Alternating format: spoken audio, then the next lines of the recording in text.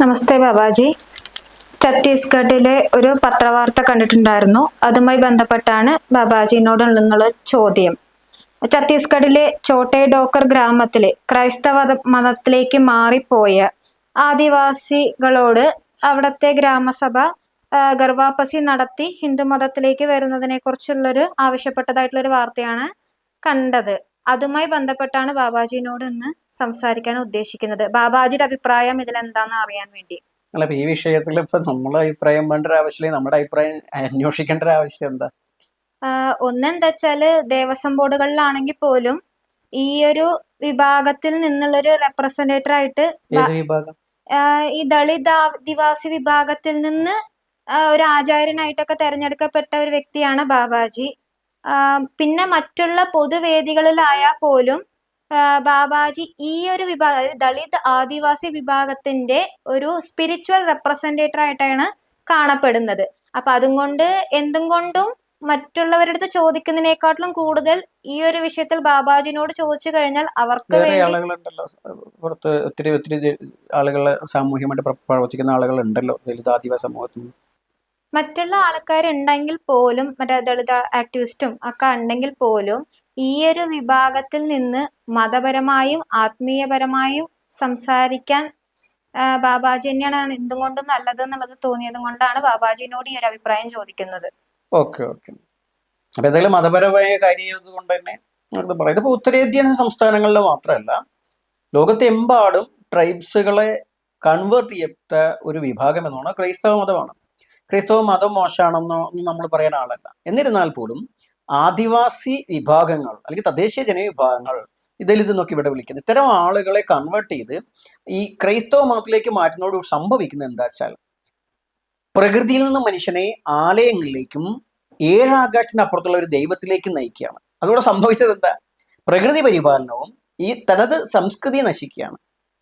അല്ലാണ്ട് ക്രൈസ്തവ മതം വേണ്ടെന്നല്ലാണ്. ഇവിടെയാണ് ഉത്തരേന്ത്യൻ സംസ്ഥാനങ്ങളിൽ ആദിവാസി ദലിത് വിഭാഗങ്ങൾ തെങ്ങിപ്പറക്കുന്ന ഇടങ്ങളിൽ അവിടെ എന്താ വെച്ചാൽ മിഷണറി പ്രവർത്തനത്തിന്റെ ഭാഗമായിട്ട് രോഗശുശ്രൂഷയും അതുപോലെ തന്നെ സഹായവും ഒക്കെ പറഞ്ഞുകൊണ്ട് ക്രൈസ്തവമായിട്ടുള്ള കേരളത്തിൽ നിന്ന് പോകുന്ന ആളുകൾ പോലും ഉണ്ട്. പല വിഷയങ്ങളും നമ്മളിപ്പോൾ കണ്ടതാണ്. അപ്പൊ അവരവിടെ പോയിട്ട് എന്താ വെച്ചാൽ ഇവരുടെ ദാരിദ്ര്യവും ഇല്ലായ്മയും വയ്യായികയും അല്ലെങ്കിൽ മറ്റ് സാമൂഹികമായ വിഷയങ്ങളെ മുതലെടുത്തുകൊണ്ട് കൺവേർട്ട് ചെയ്യുന്നൊരു വിഷയമുണ്ട്. ആ കൺവേർഷൻ നടത്തുന്ന സമയത്ത് ഉണ്ടാകുന്നത് എന്താണ്? അതാണ് മണിപ്പൂരിലൊക്കെ കാണുന്നത്. മണിപ്പൂരിൽ ഇപ്പോൾ നെയ്തികളും കുക്കികളും ഒക്കെ തമ്മിലുള്ള പരസ്പര പോരാട്ടം നമ്മൾ കാണാണ്. ഒക്കെ സഹോദരങ്ങളാ പോരടിക്കുന്നത്. എന്തിന്റെ പേരില? മതത്തിന്റെ പേരില. അതിനൊരു കാരണമാകുന്നുണ്ട് കൺവേർഷൻ. പിന്നെ കൂടാതെ നമ്മളിപ്പോ ഇതിൽ പറഞ്ഞിരിക്കുന്ന വെച്ചാൽ ഗർവാപ്പസി നടത്തി ഹിന്ദു മതത്തിലേക്ക് തിരിച്ചു വരണം എന്നുള്ളതാണ്. ആദിവാസികളും ദലിതുകളും ഹിന്ദു മതത്തിലേക്ക് തിരിച്ചു വരണം, അതിന് ഗർവാപ്പസി നടത്തണം. ഗർവാപ്പസി എന്ന പ്രയോഗം അത് വിശ്വഹിന്ദു പരിഷത്തിലൂടെയാണ് സത്യത്തിൽ പുറത്തേക്ക് വരുന്നത്. ഗർവാപ്പസി എന്ന ഹിന്ദി വാക്ക് അല്ലെങ്കിൽ അതിന്റെ അർത്ഥതലം എന്ന് പറഞ്ഞാൽ സ്വന്തം ഭവനത്തിലേക്ക് മടങ്ങുക എന്നുള്ളതാണ്. പക്ഷെ ആ പറയുന്നത് എന്താണ്? ഹിന്ദു മതത്തിലേക്ക് എന്ന് പറയുമ്പോൾ ഏത് ഹിന്ദു മതം എന്നൊരു വിഷയമുണ്ട്. കാരണം ബ്രാഹ്മണീകൃതമായിരിക്കുന്ന വൈദിക ചാതുർവർണ്ണ സിദ്ധാന്തത്തിൽ ഉൾക്കൊണ്ടിരിക്കുന്ന ഹിന്ദു മതമാണോ അതെന്ന് വെച്ചാൽ പറയാൻ കാരണം, വിശ്വഹിന്ദു പരിഷത്തിന്റെ ഗർവാപ്പസി ആണെങ്കിൽ വിശ്വഹിന്ദു പരിഷത്തിന് നേതൃത്വം കൊടുക്കുന്നത് അവിടുത്തെ മാർഗദർശക് മണ്ഡൽ എന്ന് പറയുന്ന ഒരു സന്യാസി സമൂഹമാണ്. ആ സന്യാസി സമൂഹം എന്ന് പറഞ്ഞു കഴിഞ്ഞാൽ സമുദായത്തിൽ വ്യത്യസ്തരാണെങ്കിൽ പോലും സന്യാസം സ്വീകരിക്കുന്നതോട് ഒരു ശങ്കര പരമ്പരയുടെ ഭാഗം ദശനാമി സമ്പ്രദായത്തിൽ വരുമ്പോൾ ചാതുർവർണ്ണ ബ്രാഹ്മണിക് സിദ്ധാന്തത്തെ പിടിക്കുന്നവരാണ്. ആ സിദ്ധാന്തത്തിലേക്ക് ആദിവാസിയും ദലിതുകളും ഒക്കെ ആ സിദ്ധാന്തത്തിന്റെ ഭാഗമായി ഹിന്ദു മതത്തിലേക്ക് വരണം എന്ന് പറയുമ്പോൾ അത് ഈ 60കൾക്ക് മുമ്പുള്ള ഹിന്ദു മതമാണോ അതോ 60കൾക്ക് ശേഷം ഭരണഘടനാപരമായിട്ടുണ്ടായ ഹിന്ദുമതമാണ് വിഷയമുണ്ട്.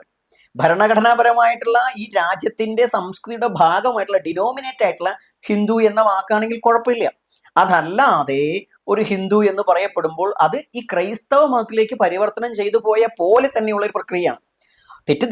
ആദിവാസികളെയും ദലിതുകളെയും പിന്നോക്കക്കാരെയൊക്കെ തെറ്റിദ്ധരിപ്പിക്കുന്ന ഒരു വാക്കാണ് സത്യത്തിൽ ഇപ്പൊ ഹിന്ദു എന്ന വാക്കിനല്ല തെറ്റ്, പക്ഷെ അതിന്റെ അടിസ്ഥാനപരമായി അതൊരു ബ്രാഹ്മണിക് മതമാണെന്ന് വരുത്തി തീർക്കുകയും അതിന്റെ ഉള്ളിലേക്ക് ആളെ ചേർക്കുകയും ചെയ്യുന്നുണ്ട്.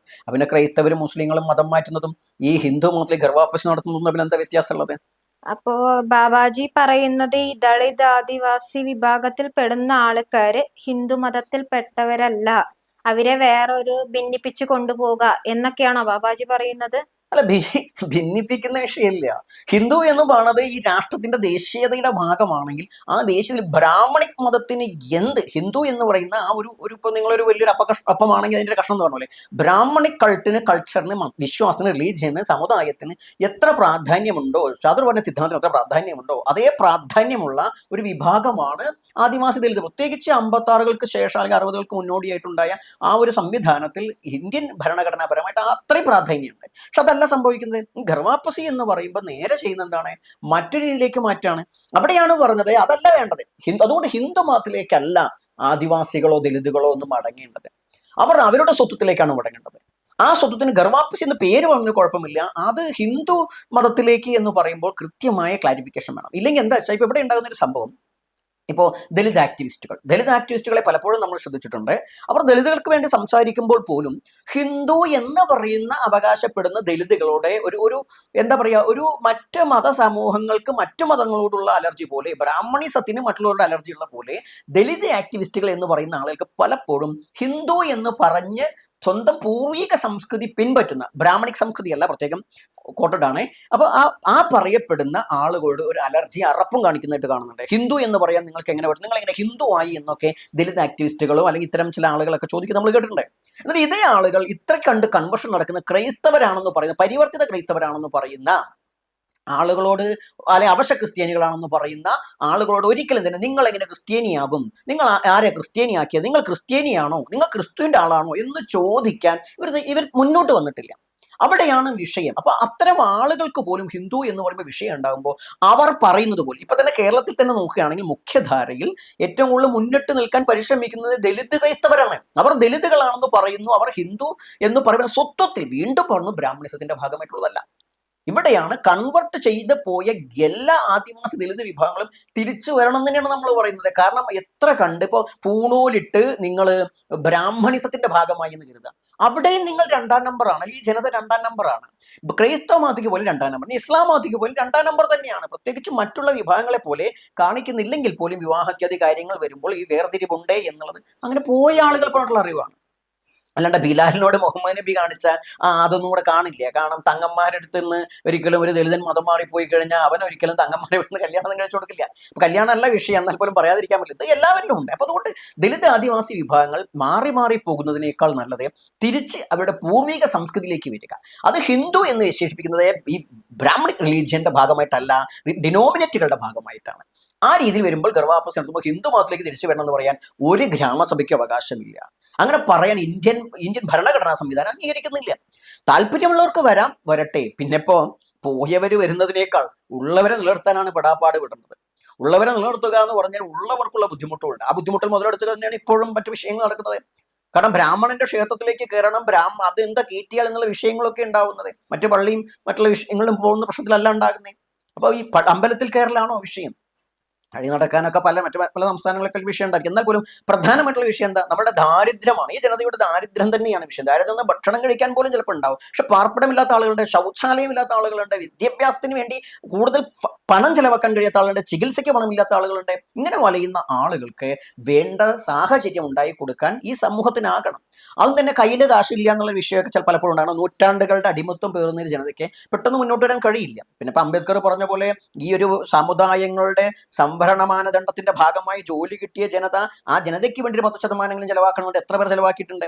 ജോലി കിട്ടിപ്പോയവരൊക്കെ അങ്ങോട്ട് പോയി അവരവരെ മക്കളും കുട്ടികളും കാര്യം ചിന്തിച്ചു എന്നല്ലാണ്ട് പിന്നെ അവസാനം റിട്ടയർഡ് ആകുമ്പോൾ ഒരു പട്ടികജാതി സംഘടന തുടങ്ങി ഇങ്ങനെ തലപ്പത്ത് കയറിയിരിക്കും. എല്ലാവരും അല്ല, കുറ്റം പറയല്ല, ചില ആളുകൾ. അതിനും പകരം ഈ രാഷ്ട്രം ഈ SC/ST ഫണ്ടായിട്ട് ദലിത് ആദിവാസി വിഭാഗങ്ങളുടെ ഉന്നമനത്തിന് വേണ്ടി ഫണ്ടായിട്ട് വിദ്യാഭ്യാസ പഠനത്തിനൊക്കെ ആയിട്ട് പല രീതിയിൽ പല സ്കീമുകൾ കൊണ്ടുവരുന്നുണ്ട്. കോടിക്കണക്കിന് ഉറുപ്പിയാണ് സംസ്ഥാന സർക്കാരുകൾ, കേന്ദ്ര സർക്കാരുകൾ കൊണ്ടുവരുന്നത്. അതിന്റെ ഭാഗമായി ആ ഫണ്ടുകൾ കൃത്യമായി വിനിയോഗിക്കപ്പെടുന്നുണ്ട് എന്ന് ഉറപ്പുവരുത്താനും അത് വിനിയോഗിപ്പിക്കാനും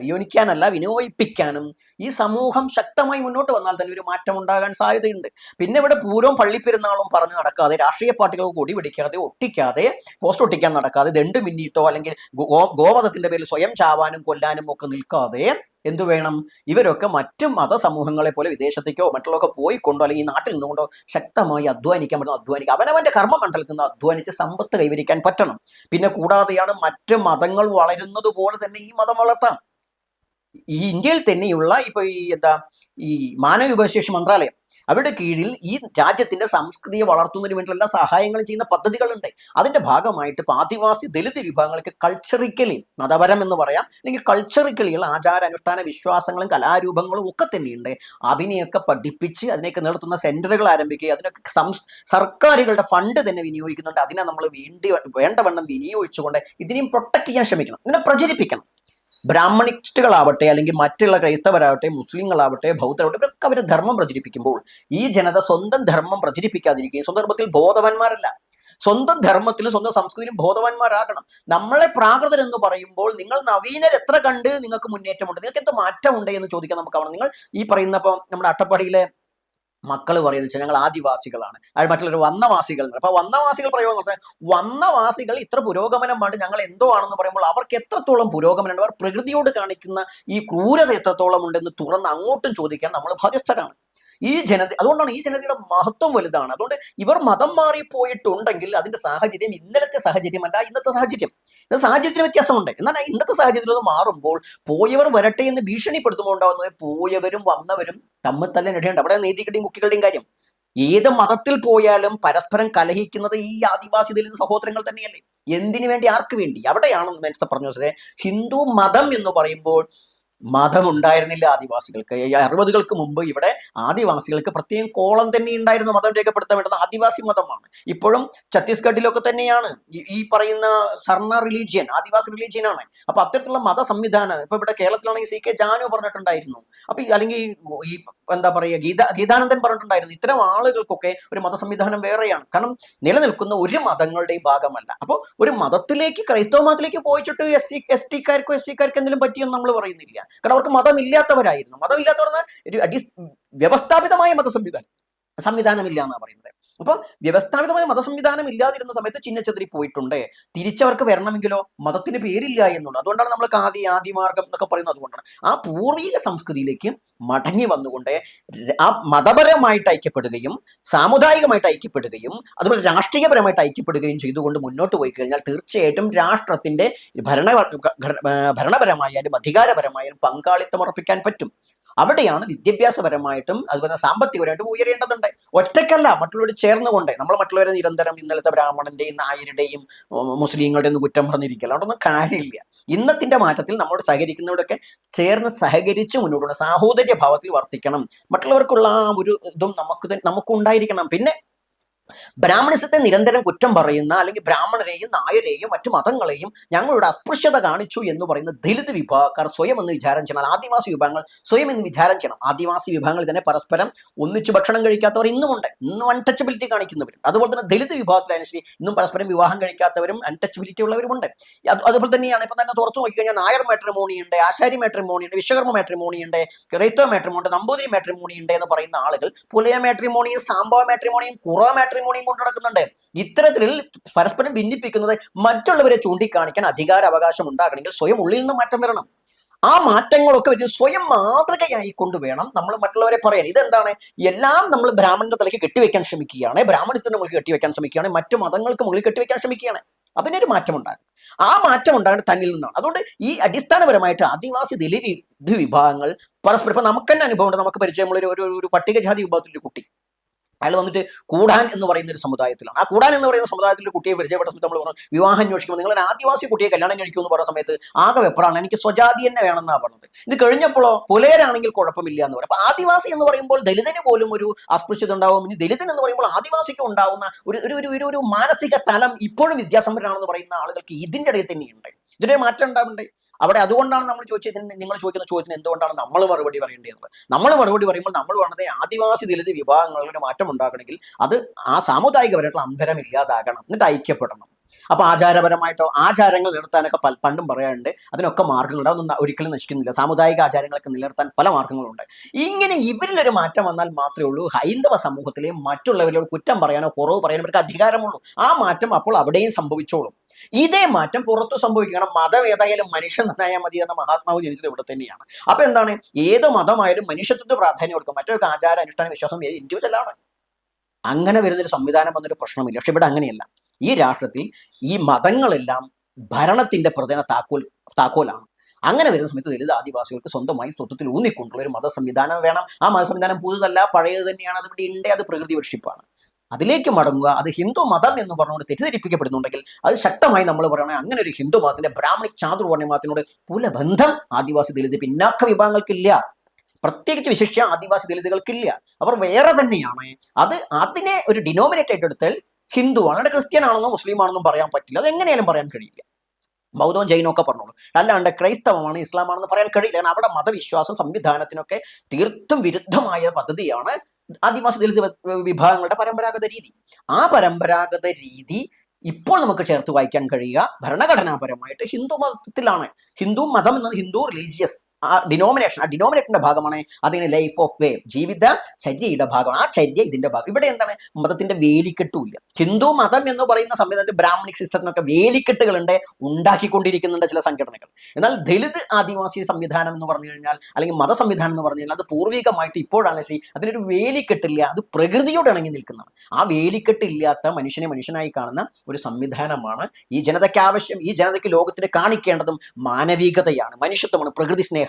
അല്ലാണ്ട് ആലയങ്ങളെ തീർത്ത് അതിനുള്ളിൽ ഒരു ദൈവത്തെ വെച്ച്, ഏഴാകാശത്തിന്റെ അപ്പുറത്തൊരു ദൈവത്തെ വെച്ച്, അങ്ങനെ ഒരു ദൈവം ഉണ്ടെന്ന് പറഞ്ഞാൽ ആ ദൈവരാജ്യം കാത്തിരുന്ന് ഇവിടെ കലാപം ഉണ്ടാക്കുന്ന, ഇവിടെ ഭൂകമ്പം ഉണ്ടാക്കുന്ന, സഹോദരന്റെ കഴുത്ത് വെട്ടുന്ന ഒരു സംവിധാനം, ഏതെങ്കിലും പശുവിന്റെ പോത്തിന്റെ പേര് പറഞ്ഞ് വെട്ടിക്കൊല്ലുന്ന, അങ്ങനെ സ്വാർത്ഥമായിട്ട് ഇടുങ്ങിപ്പോകുന്ന ഒരു വ്യവസ്ഥയല്ല. മറിച്ച് പ്രകൃതിയുടെ ആ വൈവിധ്യങ്ങൾ ഉൾക്കൊണ്ടുകൊണ്ട് എല്ലാത്തിനെയും സ്വീകരിച്ചുകൊണ്ട് എല്ലാത്തിന്റെയും സാഹോദര്യഭാവം അല്ലെങ്കിൽ സാഹോദര്യത്തോടു കൂടി കാണാൻ കഴിയുന്ന ഒരു സംവിധാനം പണ്ടേക്കുണ്ട്. അതാണ് ദലിത് ആദിവാസി സ്വത്വാധിഷ്ഠിതമായിരിക്കുന്ന ആത്മീയത. ആ ആത്മീയതയ്ക്ക് പ്രാധാന്യം കൊടുത്തുകൊണ്ട് മുന്നോട്ട് വരണം. അതിലേക്ക് പോയവരൊക്കെ വരട്ടെ. പോയവർ എന്ന് പറഞ്ഞാൽ ആരാ? ഈ ക്രൈസ്തവ മതത്തിലേക്ക് വരണം അല്ല,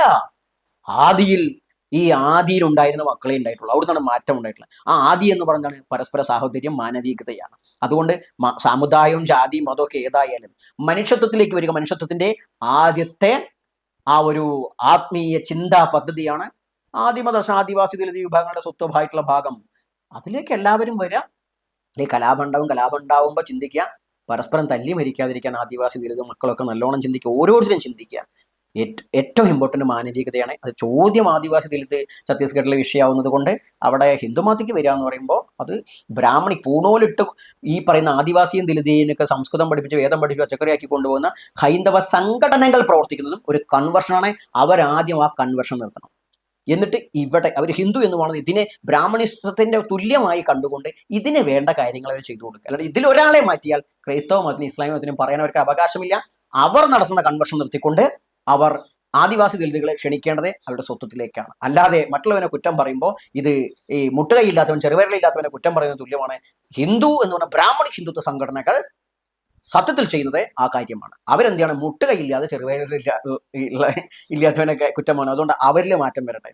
ആ മാറ്റത്തിന്റെ ഭാഗമായിട്ട് ഒരു ഗർഭാപ്പസിക്ക് തിരിച്ചു വരുമുണ്ടെങ്കിൽ ഉണ്ടാവട്ടെ. ഇത് ക്രൈസ്തവ ഇസ്ലാമിക സഹോദരങ്ങളോടും പറയാനുള്ളത്, ഇവിടെ ഈ സമൂഹത്തിന്, ഞങ്ങളുടെ സമൂഹത്തിന് കൃത്യമായ ആചാരാനുഷ്ഠാന പദ്ധതികളുണ്ട്. നിങ്ങൾ എന്തെങ്കിലും സിമ്പതിയൊക്കെ ഉണ്ടെങ്കിൽ ഭക്ഷണമാണെങ്കിൽ ഭക്ഷണം തരിക, ചികിത്സയാണെങ്കിൽ ചികിത്സ തരിക, വിദ്യാഭ്യാസമാണെങ്കിൽ വിദ്യാഭ്യാസം തരിക.